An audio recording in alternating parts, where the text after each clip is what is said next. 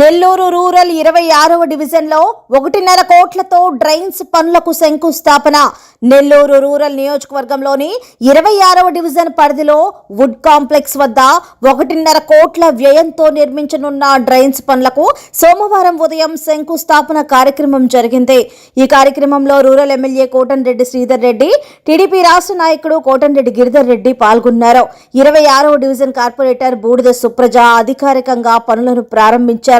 ఈ కార్యక్రమంలో 26వ division TDP అధ్యక్షుడు బూడిద పురుషోత్తం, టీడీపీ క్లస్టర్ ఇన్ఛార్జీలు, ఇతర నాయకులు, కార్యకర్తలు పాల్గొన్నారు. ఈ సందర్భంగా మీడియాతో మాట్లాడిన ఎమ్మెల్యే కోటంరెడ్డి శ్రీధర్ రెడ్డి, డివిజన్లో మౌలిక వసతుల అభివృద్ధికి ప్రాధాన్యత ఇస్తున్నామని, రాబోయే రోజుల్లో మరిన్ని అభివృద్ధి పనులు చేపడతామని తెలిపారు.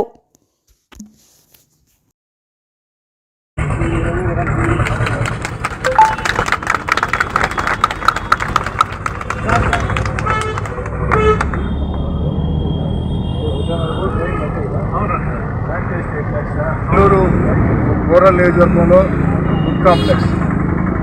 ఈ వుడ్ కాంప్లెక్స్లో అనేక రోజులు కాదు సంవత్సరాలుగా అనేక రకాల సమస్యలు.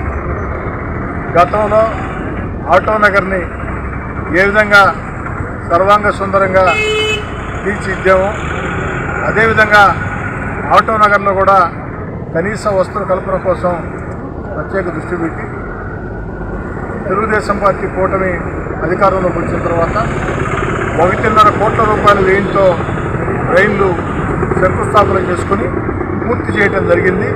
ఈరోజు ఆ 1.5 కోట్ల రూపాయల వ్యయంతో పూర్తి చేసిన డ్రైన్లని ప్రజలకి అంకితం ఇవ్వడం జరిగింది.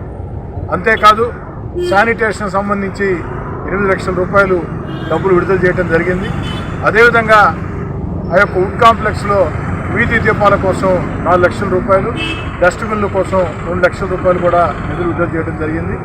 అయితే వుడ్ కాంప్లెక్స్లో ఈ యొక్క ఏర్పాట్లతో కనీస వసతులు మెరుగయ్యాయి, కానీ ఇంకా రోడ్ల సమస్య ఉంది.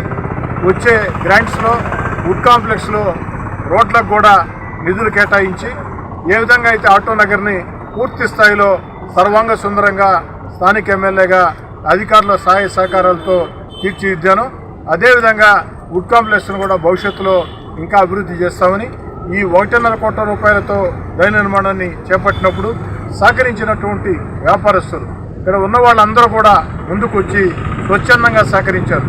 ఎందుకంటే వుడ్ కాంప్లెక్స్ అభివృద్ధి దశాబ్దాల కళ. ఈ దశాబ్దాల కళ నేడు తెలుగుదేశం పార్టీ కూటమి ప్రభుత్వంలో నెరవేరబోతుందని అందరూ కూడా సహకరించారు. అందరి సహకారంతో సాధ్యమైంది.